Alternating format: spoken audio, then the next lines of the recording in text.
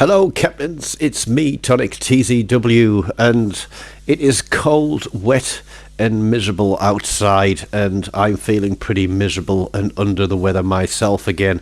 I think the first week back at work has really taken its toll on me, and I'm feeling not too clever myself. After being ill before Christmas, it's the last thing I wanted, but such is the case. But we did manage to squeeze a couple of games in to Legends this week, including a live stream on Monday. And yes, you did see it right on the splash screen.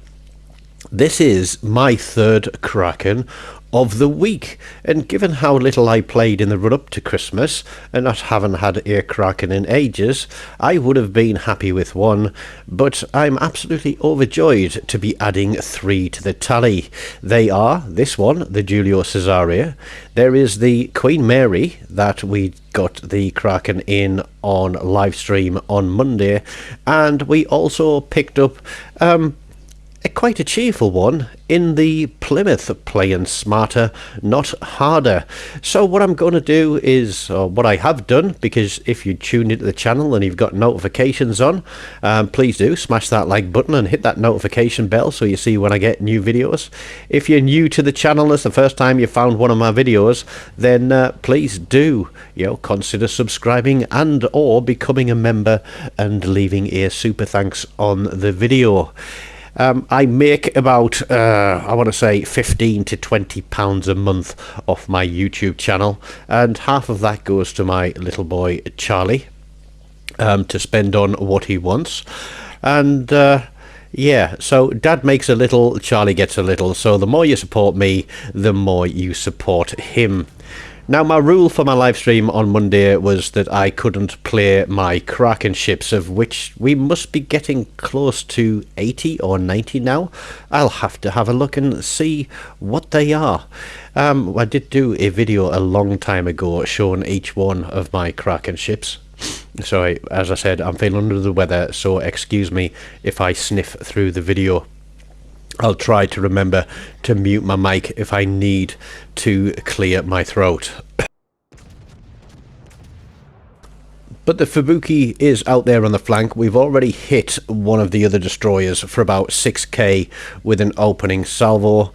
And Pikey Monkey is here in division with me as well. But a lot of the red team have come in this direction. It does look like we've got a bit of a lemming train, and I'm hoping to heck that our destroyer can keep their destroyer spotted so we can chip some damage off him. I've said it in videos before, and I'll say it in videos again. If a destroyer is spotted, it doesn't matter what you've got loaded, you should be taking a shot at it. Because every hit point that you take off a destroyer changes the way that they are going to play their game. I took 6Ks off that destroyer in a first salvo. I'm quite sure that even at this range I would have been able to finish him had I been able to get another salvo on. But there are torpedoes running through the smoke screen. There's the Fubuki there on the flank. We are hard spotted. We're going to pop the shells across there as well. See if we can land something else on. But no, somebody else absolutely twonk him with a full salvo and gets rid of him. That is a great start and a beautiful piece of shooting, so congratulations to whoever that was. And this is the Dallas. He's going to be spamming some HE out there. There's the Mayan. His smoke screen's out of the way. I need to get past this island to be able to get all my turrets on. He's backing out of it, but look at this. He is getting wailed on. Really good to see. Full salvo in the air, and we get lucky and pick up a cheap and cheerful kill. First of the game, 14,500 damage in total. By no means a big score coming out of this one regarding damage, but I always say that damage is not the measure of a good game. A measure of a good game is the base XP score on the team list at the end. The more you do in the game, the more flags you get, the more you contribute, and I'm not just talking about damage, then the higher your XP is going to be. And I kind of wish I hadn't fired that salvo across the top, because I'm sure that Nuremberg was going to be a dev strike waiting to happen. Going to take a sip of my tea, wet my vocal cords.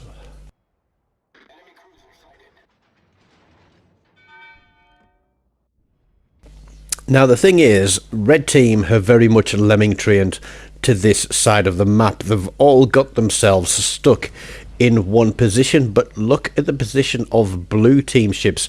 We are kind of surrounding them in a semicircle, so it doesn't matter where they go, where they turn, or where they try to push or retreat to.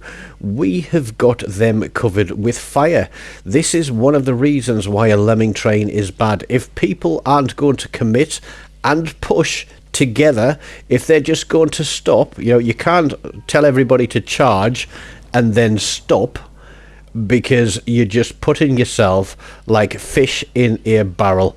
As we pick up another kill on that Cavor, there is a Rio de Janeiro out there, so I'm been playing, we've been moving around the map down on this side, and now we're going to start to push forward, but we're going to hold here because it looks like Red Team are feeling a little bit battered and bruised at the moment, because they are now starting to panic, I think, and they're trying to push, but they've already lost 3 ships. Hit the island, slap it in reverse, we get a decent hit on that New Mexico, but he's decided that pushing by himself is not the smartest of idea. I think that's the Nuremberg shooting across the top of us, and look at this New Mexico, he is going to put in a turn. He is burning. We're gonna wait for the reload, wait for the shots. Here we go. We're gonna lead him a little bit, and then we're going to pull the trigger on that one. I know everybody's wailing on him. I know he's burning, but the sooner we can finish him off, the sooner those guns are off the map, and plop, there we go. That is kill number 3. We still got the Nuremberg. We still got a Cavor. There is a Warspite out here somewhere who I don't really think has done a lot to contribute to his team's effort. But also, one of the things that disappointed me here is nobody has taken the opportunity to push the left flank onto the cap, but that really doesn't matter, because we are controlling, in fact we are dominating 2 capture points, which is great to see. So we can allow the points to tick up. That wasn't just one Citadel shot from me that hit him. The battleship on the right hand side hit him hard, and I was lucky enough to add to that with another Citadel. But we are going to start getting aggressive now. Our destroyer has pushed up to the edge of Red Team's start cap. We put 2 turrets out of that Cavor. We know we can be seen, and we have hit points to play with, whereas he doesn't. He's stuck in open water. He's being battered from every single direction, and I'm now going to switch my turrets to the left side, I think, and get ready for these guys who are left on the map. The Warspite is there, he can't get shots on me. The Rio is there, he can't get shots on me. We've got 2 turrets to the front. The Cavor is giving us pretty much a full broadside there. We've still got our back turrets. The Dallas is there and is running away. But what is going to be the outcome of that one?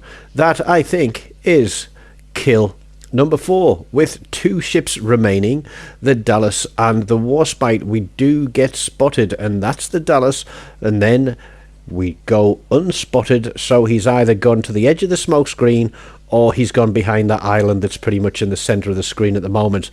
But I really want this destroyer to be spotting these 2 ships instead of sitting in a smoke screen, because that is absolutely pointless. The game is practically won.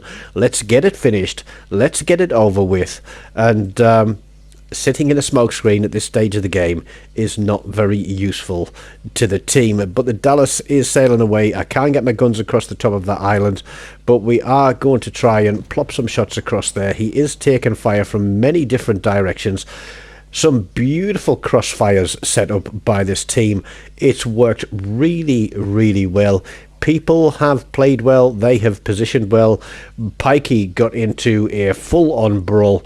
I get a kill assist on the Dallas, and I'm thinking, this is it. The Warspite is my chance at a Kraken. He is pretty much broadside, but the DD has got a lot of torpedoes going on him, and I think somehow that destroyer is going to get himself killed. And that salvo, I think, was a little bit too low on the waterline there. We don't get a lot of damage, and I'm thinking, no, here we go, all these torpedoes heading his way, the cruiser there as well. In fact, it's the Budyonny that gets absolutely slapped because he gives the Warspite a full broadside to get his torpedoes off, and obviously pays the price. That Budyonny probably would have been better off behind me at range, lighting some fires. He might have gotten himself a bit more damage, might have even picked himself up a kill, but everybody is shooting at this Warspite, and I'm watching this opportunity at the Kraken disappear. I'm thinking, come on, come past that island. Here we go. He's turning. We're going to wait for the flat broadside. We're going a little bit higher this time. Full salvo out there, and boink. That is it. We pick up a Confederate to go with our Kraken unleashed. So we've hit at least 6 ships for at least 20% of their overall hit points, and we were shooting at pretty much anything that we could see. I'm not ashamed to take second place in a game like that. It's nice to be top of the board. It was the first game of the day, as you can see there. So not a bad start of the day. It didn't all go uphill from there either. Some of it went a little bit downhill, but we ended up having a few nice games with myself and Pikey. So I hope you've enjoyed that one. Please do, guys, remember, smash the like button, hit the notification bell, leave me a comment, subscribe to the channel, donate if you have pennies in your pocket and can afford to. And as always, until next time, take care of yourselves and goodbye.